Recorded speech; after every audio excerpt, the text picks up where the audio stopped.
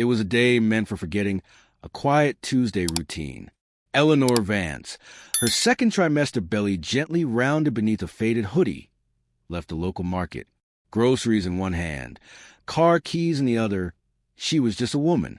But for Eleanor, her skin color would become probable cause, and the nation would quietly witness the cost of mistaken identity. "Get on the ground," they commanded. "Pregnant," she replied. Again, the order. Before she could ask why, the pavement kissed her cheek. Her body, cradling a child, was slammed and pinned by two officers who hadn't asked her name or checked her receipt. Their internal algorithm screamed suspect. Someone recorded, someone shouted, but nothing stopped it. Through gritted teeth, Eleanor whispered, "Please call my husband." A scoff. "He's a lawyer." She tried to add, "He's a director of—" But they cut her off. In their world, in that parking lot, her identity didn't matter. They thought they knew her, until phone began to ring. A call for accountability. What they didn't know was that her husband, Michael Vance, was the newly appointed director of the National Bureau of Investigation, NBI. His job, to investigate misconduct like this. His silence after that night, not an option. This isn't about privilege. It's about assumption. It's about authority without accountability, power without patience, and dignity dismissed. This isn't fiction. This is America now. It's the story of how quiet strength, principled restraint, and careless prejudice ignited a reckoning. Eleanor's morning began typically. Coffee, packed lunches, kisses goodbye. No hint that her name would trend by sunset. At the store, she bought baby supplies. A store employee, seeing a hooded figure, made a call based on unconscious bias. Officers Stone and Reed arrived. They saw a woman, alone, by a silver car, putting groceries away. To them, this was suspicion. The pavement's kiss and a whispered plea. "Ma'am, stop and sit on the curb." Startled, Eleanor asked, "Is something wrong?" "Just do as you're told," snapped an officer. She explained her pregnancy, preferring to stand. "I'm not resisting. I just don't understand." Her calm words were misread as defiance. Officer Stone shoved her. Her world tilted. The concrete scraped her elbow. Her unborn child kicked. A bystander gasped. Phone raised. She didn't do anything. Officer Reed reached for cuffs as Eleanor's voice broke. "I'm pregnant. Please stop." They were listening to their fears, calibrated by years of implicit bias. "If he's so important, why isn't he here?" One sneered. Another one playing the victim. This wasn't about theft. It was about control. Eleanor knew her husband's title offered no shield. Michael had warned her, "They'll only see what they want to see." Pressed against the asphalt. She knew he was right. The director's arrival. At NBI headquarters, Michael paced. Eleanor never missed his midday call. After 3 unanswered calls and texts, he felt it in his gut. Something was wrong. Meanwhile, an elderly woman at the scene showed arriving Sergeant holding her phone. Eleanor buying formula, thanking the cashier, walking to her car. "Who called this in?" Holden asked. Store manager. Said she looked suspicious. "No. Sir, no verification of theft." Holden approached Stone and Reed. "Get her up now." They hesitated. "Sir," she was uncooperative. "I said get her up." As they lifted her, Eleanor winced, her wrist swollen, face scratched. No one had listened until the evidence was undeniable. Michael, having traced a location, called the precinct. A shaken subordinate told him. Incident. Woman detained. Matches Mrs. Vance's description. Michael didn't panic. Where is she now? In the patrol car, uncuffed. Eleanor was offered water. A younger officer asked, "Someone we should call?" Eleanor nodded. "My husband, Michael Vance. He's the director of the NBI." The officer blinked. The sergeant paled. The narrative shifted. Michael arrived. No cameras, no press. Just a face etched in quiet fury. He looked at the officers, at Eleanor's scratches. The video played. Then he spoke. "We'll handle this properly, internally, legally, transparently." Eleanor leaned into him, to be seen. For the first time that day, someone truly saw her. Beyond the headlines, systemic change. Eleanor had faced bias before, but never like this. Her training kicked in. Stay calm. No sudden moves. I'm pregnant. I haven't done anything, she whispered, screaming inside. They saw only color, clothing, posture, an algorithm of prejudice. Her attempt to call Michael was met with a boot, cracking her phone. That's resisting, Officer Stone declared. A child's voice pierced attention. Mom, why are they hitting that lady? The mother froze, not from fear, but from shame. Blood dripped from Eleanor's forehead. The baby kicked hard. Protect the baby, her mind screamed. As they twisted her wrists, she whispered, Call my husband Michael Vance. He's a director of the NBI. It was a plea to be seen as human. A black sedan screeched to a halt. Captain Holden stepped out. He knew her face. The color drained from his cheeks. In one breath, the incident changed. Uncuff her now. A ripple of reckoning. No apology was offered. People filmed in silence. The reveal of Michael's identity hadn't undone the abuse. It changed how others perceived its cost. Eleanor sat up, hoodie torn, belly twitching. Holden offered a hand. She didn't take it. Would you be here if I weren't married to him? She asked. He said nothing. Paramedics arrived, gentle, shaken. Eleanor declined a stretcher. As she stood, a young man with a phone stepped forward.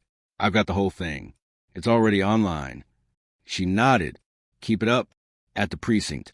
Holden ordered a full review, unnerved that Eleanor, innocent, was fully documented. He couldn't bury this. Eleanor in the ambulance received Michael's text. Are you okay? She typed back. I'm alive. Barely. That evening, headlines screamed. Woman assaulted by police. Husband is NBI director. But for Eleanor, it was hundreds of messages from other women. This happened to me, too. No one listened. Michael arrived at the hospital, gutted by her weary eyes. He held her hand. They both knew what came next was injustice, but proof. Hearings, investigations, a question unanswerable. Asterisk if she weren't his wife. Would she still be alive? Asterisk. Demanding recognition, not revenge. Eleanor didn't press charges directly. She filed a civil suit against the department for fostering a culture where bias harms innocent civilians, especially women of color. She didn't name names. She named a system. She demanded recognition, not punishment. She declined interviews, accepting only an invitation to speak before the local council. There, she placed a photo of her diverse students. These are my students, she said, and I want you to know what happens when they're told, without words, that their skin makes them suspicious. She shared stories of children labeled aggressive, suspended, then her own. I was stopped without question, pinned without resistance, presumed guilty before anyone asked me a single thing. I'm here not because my husband holds federal office, but because my child is still alive. Others don't get that chance. She looked at the council.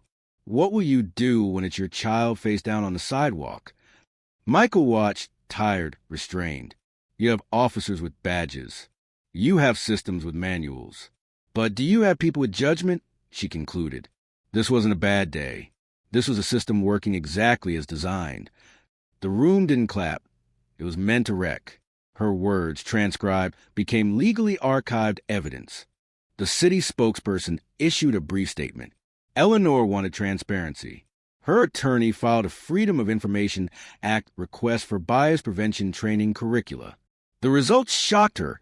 2 old PowerPoint presentations, 1 optional, no assessments, no scenarios involving black women.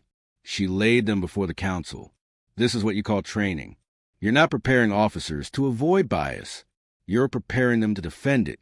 A council member nodded. We'll reopen the committee for a curriculum overhaul. Michael watched from the hallway. His silence was discipline. Eleanor was leading this. City lawyers offer settlement. High 6 figures, confidentiality, no admission of wrongdoing. Eleanor slid it back. I don't need money. I need your oath to reform. The room went cold. What would that look like? She was asked. Mandatory bias evaluation yearly. Training modules co-developed by educators. live scenario drills judged by community panels. It was a condition. Within a week, the city committed to civilian oversight of training. Eleanor had cracked institutional denial. Her testimony was requested by policy groups. Her educational framework was adapted. Her lawsuit became a template for systemic accountability. Officers Stone and Reed remained on administrative leave. Eleanor refused to let them be scapegoats. "This isn't just about what they did," she said. "It's about what they were taught to do." Michael still asked if she wanted to continue. "I want the next woman to be able to walk to her car without rehearsing how to survive." She returned to her classroom, pinning a new assignment. "What does it mean to be believed?" One child wrote, "It means people listen the first time." The twist was never about power. It was about making truth undeniable. Eleanor walked away tired, weathered. Change comes in audits, rewritten policies, retraining manuals. Her story shook the system, not with vengeance, but with vision. The internal review concluded. A systemic lapse occurred. Behind that phrasing, 120 pages of findings, recommendations for civilian oversight, enhanced protocols. Eleanor never returned to that building. She learned justice was not about headlines or enemies, but about changing who gets protected by default. Officer Stone resigned.